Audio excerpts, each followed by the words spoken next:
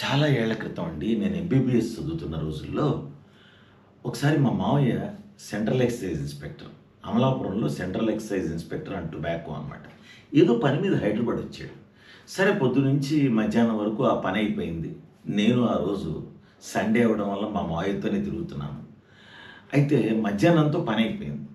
సరే చాలా కాలం తర్వాత హైదరాబాద్ వచ్చాడు. అయితే మావయ్య మరి ఇప్పుడే ఎందుకు ఇంటికి వెళ్ళిపోవడం, అలా సరదాగా జురాసిక్ పార్క్కి వెళ్దామా అన్నాను. సరదాగా జురాసిక్ పార్క్కి వెళ్దామా అన్నాను.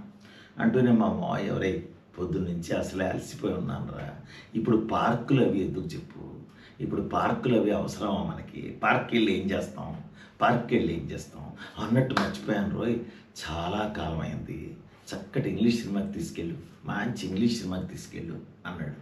సరే అలాగే వెళ్దాం అని చెప్పి జురాసిక్ పార్క్ తీసుకెళ్ళారు. Jurassic park